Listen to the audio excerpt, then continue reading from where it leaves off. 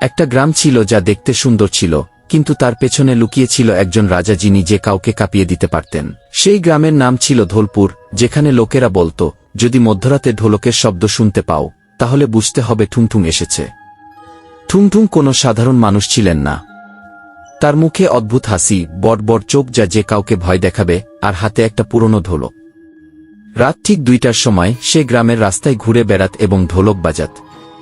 শব্দ কান থেকে সরাসরি হৃদয়ে যেত, ধীর, ভীতিকর এবং অবিচল। ঢোলকের শব্দ শুনে গ্রামের মানুষ কাঁপতে শুরু করত, কারণ পরের দিন যে বাড়ির সামনেই সে থামত এবং ঢোল বাজাত, সেই বাড়ির কেউ অসুস্থ হয়ে পড়ত অথবা মারা যেত। তারপর এক রাতে গ্রামের ছেলে রঘু ঘুমাচ্ছিল। তারপর ঢোলক বাজতে শুরু করল। ঢোলকের শব্দে তার ঘুম ভেঙে গেল। সে রাগ থেকে সাহস সঞ্চয় করে তার দিকে এগিয়ে গেল। রঘু বলল, তুমি কে এবং ঢোলক বাজাচ্ছ কেন? ঠিক এইভাবে ঢোলক বাজানো বন্ধ হয়ে গেল। ঠুংঠুং ধীরে ধীরে ঘুরে দাঁড়ালো। রঘু দেখল তার মুখ থেকে শত শত চিৎকার বেরিয়ে আসছে, কিন্তু তারপর ঢোলক আবার নিজে থেকেই বাজতে শুরু করে এবং তারপর থেকে গ্রামে আর কেউ রঘুকে দেখতে পায়নি।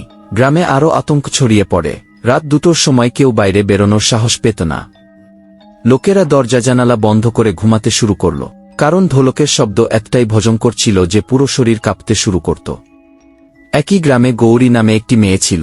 তার ভাইয়ের নাম ছিল রঘু। সে শপথ করেছিল যে ঠুংঠুং তার ভাইকে কোথায় নিয়ে গেছে তা সে খুঁজে বের করবে। সকালে গৌরী গ্রামের এক বৃদ্ধের কাছে গিয়ে জিজ্ঞেস করল, দাদু, ঠুংঠুং কে? বৃদ্ধ কাঁপতে কাঁপতে বললেন, মেয়ে। ঠুংঠুং একসময় এই গ্রামের ঢাকি বাদক ছিলেন, কিন্তু 80 বছর আগে এক বিয়ের অনুষ্ঠানে ঢোলক বাজানোর সময় হঠাৎ তিনি মারা যান। কথিত আছে যে তারপর থেকে তার শেষ নিঃশ্বাস সেই একই ঢোলকে আটকে যায় এবং তারপর থেকে মধ্যরাতে সেই ঢোলক বাজতে শুরু করে। গৌরী এখন বুঝতে পারল যে সে একটা ভূত, কিন্তু তবুও সে ঠিক করল যে যেখানে বিয়ে হয়েছিল সেখানেই যাবে। তারপর রাত ঠিক 2টার সময় যখন গ্রামে ঢোল বাজতে শুরু করল, গৌরী সাহস সঞ্চয় করে সেই শব্দ অনুসরণ করতে লাগল। অন্ধকারে হেঁটে সে সেই জায়গায় পৌঁছে গেল। সেখানে সে ঠুংঠুংকে নাচতে এবং খুব জোরে ঢোলক বাজাতে দেখতে পেল। গৌরী কাঁপতে কাঁপতে জিজ্ঞেস করল, আমার ভাই কোথায়? ঠুংঠুং হঠাৎ থেমে গেল। তার চোখ জ্বলতে শুরু করল এবং ঢোল আপনা আপনি বাজতে শুরু করল। তারপর ড্রামের ভেতর থেকে একটা চিৎকার শোনা গেল। গৌরী ভয়ে দৌড়াতে শুরু করল। ঠিক তখনই একটা আওয়াজ এলো, দিদি। গৌরী থামল এবং পিছনে ফিরে দেখল রঘু এবং ঠুংঠুং একসাথে দাঁড়িয়ে আছে, কিন্তু সে আর মানুষ রইল না। তার মুখটা অদ্ভুত ছিল এবং চোখ দুটো লাল ছিল। রঘু আস্তে করে বলল, দিদি, এখন আমিও ঠুংঠুংয়ের অংশ, এরপর তোমার পালা। রঘুকে ওই অবস্থায় দেখে গৌরী কেঁপে উঠল।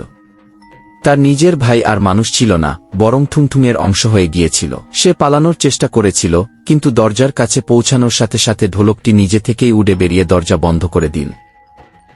তারপর গৌরী বৃদ্ধের কথা মনে পড়ল। বৃদ্ধের কথা শুনে যখন সে চলে যাচ্ছিল, তখন বৃদ্ধ আবার তাকে ডেকে বললেন, মেয়ে, যদি তুমি তোমার ভাইকে মুক্ত করতে চাও তাহলে ঠুংঠুংকে থামানোর একটাই উপায় আছে, তার ঢোলকটি সম্পূর্ণরূপে পুড়িয়ে ছাই করে দাও। তবেই যারা তার অভিশাপ থেকে বেঁচে যাবে তারা মুক্ত হতে পারবে। এই কথা মনে করে গৌরী কাঁপতে কাঁপতে একটি মোমবাতি জ্বালিয়ে ঢোলকের কাছে গিয়ে আগুন ধরিয়ে দেয়। আগুন লাগার সাথে সাথে পুরো জায়গাটি কেঁপে ওঠে। ঠুংঠুং চিৎকার করে বলে, না, এটা করো না, না হলে পুরো গ্রাম মৃতদেহে ভরে যাবে। রঘু চিৎকার করে বলে, দিদি, এটা করো না, যদি ঢোলটা জ্বলে আমার রক্ত তোমার হাতে ঝরবে। গৌরীর হাত কাঁপছে।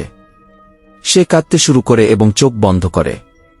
তারপর হঠাৎ ড্রাম থেকে ভয়ঙ্কর চিৎকার ভেসে আসে। পুরো আকাশ লাল হয়ে যায় এবং আগুনের মাঝে ঢোল আপনা আপনি বাজতে শুরু করে।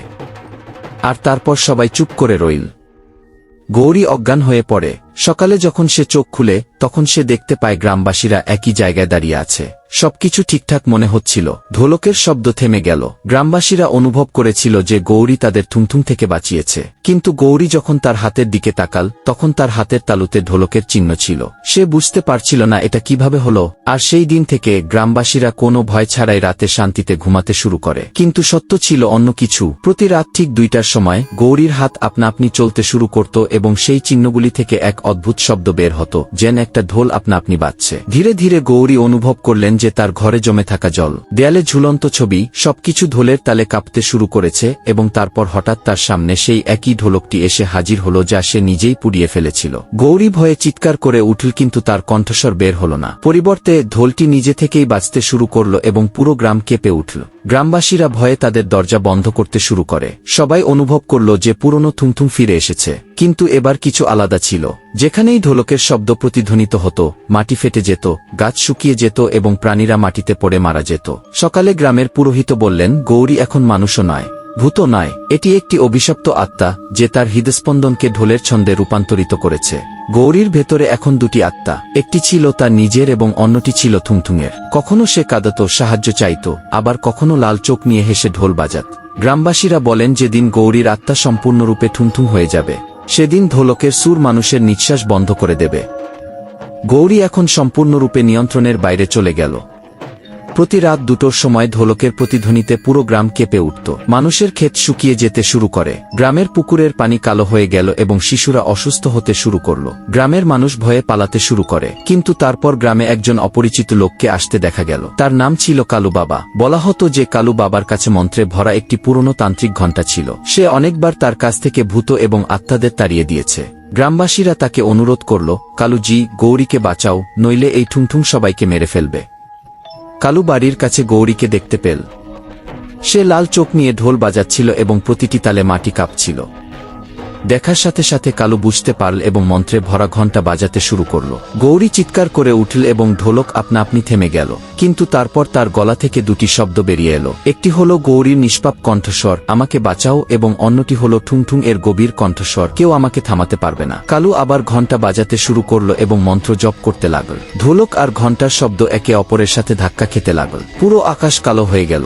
গৌরী মাটিতে পড়ে গেলেন এবং তার শরীর থেকে ধোঁয়া বের হতে লাগল। সেই ধোঁয়ার মধ্যে থুংথুংয়ের ভয়াবহ মুখ ফুটে উঠতে লাগল। কালু শেষ মন্ত্রটি উচ্চারণ করলেন। তারপর একটা উজ্জ্বল আলো ছড়িয়ে পড়ল এবং সবকিছু নীরব হয়ে গেল। তারপর কালু গ্রামবাসীদের জড়ো করে বলল, অভিশাপ এখনো শেষ হয়নি। থুংডুং কেবল চাপা পড়ে যায়, মুছে ফেলা হয় না। একদিন এটি আবার ফিরে আসবে এবং তারপর কেউ এটি থামাতে পারবে না। তারপর কালু গ্রাম ছেড়ে চলে গেল। গ্রামটি ধীরে ধীরে শান্ত হতে শুরু করল। মানুষ ভাবতে শুরু করল যে এখন ভয় কেটে গেছে এবং তারা বুঝতে না পেরে 6 মাস কেটে গেছে।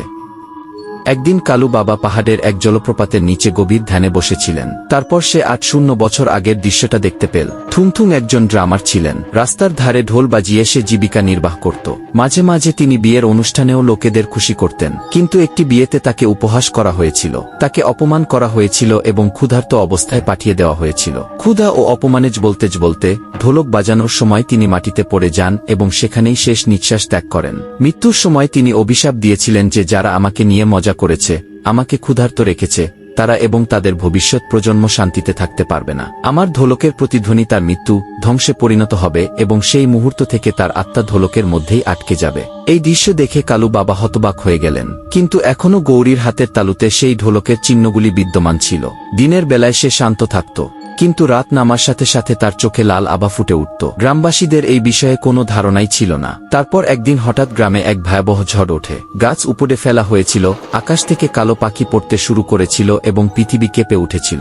আর ঠিক সেই রাত 2টোয়, যখন সবকিছু শান্ত, হঠাৎ আবার ঢোলের শব্দ শোনা গেল। কিন্তু এবার শব্দ আগের তুলনায় অনেক গুণ ভারী ছিল, যেন শত শত ঢোল একসাথে বাজছে। মানুষ দেখল যে গৌরী আর মানুষ নেই। তার শরীর এখন সম্পূর্ণরূপে ঠুংঠুঙে রূপান্তরিত হয়ে গেছে এবং শত শত আত্মা তার চারপাশে ঘোরাফেরা করছে। সেই সমস্ত আত্মা যারা একসময় ঠুংঠুঙের ঢোলের মধ্যে বন্দী ছিল। সবচেয়ে অদ্ভুত ব্যাপার হলো, তার কাছে আর ঢোলক ছিল না, কিন্তু সে এখনও ঢোলক বাজাচ্ছিল। ঢোলকের শব্দে গ্রামের প্রতিটি ঘর কাঁপছিল। বাচ্চারা চিৎকার শুরু করে দিল। বৃদ্ধ লোকটি অজ্ঞান হয়ে পড়ে গেল। তারপর সকালে গ্রামবাসীরা জড়ো হয়ে বলতে শুরু করল, এবার শুধু গ্রাম নয়, পুরো এলাকায় বিপদের মুখে। আর তারপর কালু বাবাকে আবার গ্রামে আসতে দেখা গেল। এবার তার হাতে ছিল একটি উজ্জ্বল অস্ত্র এবং মুখে আত্মবিশ্বাস যে সে এই মন্দকে চিরতরে শেষ করে দেবে। কালু বাবা পুরো সত্যটা বললেন। গ্রামবাসীরা কেঁদে বলল, আমাদের দোষ কি বাবা? আমাদের পূর্বপুরুষরা এটাই করতেন। আর সবাই মিনতি করল, বাবা, দয়া করে কিছু একটা করো, না হলে এবার থুংথুং আমাদের সবাইকে ধ্বংস করে দেবে। তারপর রাতে কিছু গ্রামবাসী সাহস সঞ্চয় করে এবং চত্বরে দাঁড়ায় এবং শীঘ্রই থুংথুং শত শত আত্মা এবং ঢোলের শব্দ নিয়ে উপস্থিত হয়। সবাই হাঁটু গেড়ে বসে চিৎকার করে বলল, আমাকে ক্ষমা করো, এই পাপ আমাদের নয়, আমাদের পূর্বপুরুষদের ছিল। থুংথুং গর্জন করল, অনেক দেরি হয়ে গেছে, এবং ঠিক সেই মুহূর্তে গ্রামবাসীরা একে একে আকাশে উঠে দাঁড়াল। পরের মুহূর্তে তাদের মাটিতে জোরে ছুঁড়ে ফেলা হয় এবং সবাই সেখানেই মারা যায়। অন্যদিকে কালু বাবা গৌরীর বাড়িতে পৌঁছে গেলেন। সে দেখল যে গৌরীর ঘরে ঢোলক আপনা আপনি বাজছে। কালু বাবা তৎক্ষণাৎ উজ্জ্বল অস্ত্রটি দিয়ে ঢোলককে আক্রমণ করতে শুরু করলেন। তারপর থুংথুং চিৎকার করে উঠল, না, এটা আমার জীবন, এবং কিছুক্ষণের মধ্যেই ঢোলকটি ভেঙে টুকরো টুকরো হয়ে গেল। আকাশ লাল হয়ে গেল এবং ঠিক সেই মুহূর্তে গৌরী এবং রঘু থুংথুংয়ের অভিশাপ থেকে মুক্তি পেলেন। কিন্তু গৌরীর হাতের তালুতে ঢোলকের চিহ্ন তখনও রয়ে গেছে। সকালে কালু বাবা গ্রামের মাঝখানে একটি পবিত্র অগ্নি প্রজ্বলন করেন। পুরো গ্রাম সেখানে উপস্থিত। কালু গৌরীকে বলে, গৌরী, মনোযোগ দিয়ে শোনো, তোমার হাতের ঢোলের এই চিহ্নটি কেবল এই পবিত্র আগুনে হাত দিলেই মুছে যাবে, তবেই থুংথুংয়ের অভিশাপ সম্পূর্ণরূপে শেষ হবে। রঘু চিৎকার করে বলল, দিদি, এটা করো না, তোমার হাত পুড়ে যাবে। কিন্তু গৌরী বলল, যাই ঘটুক না কেন,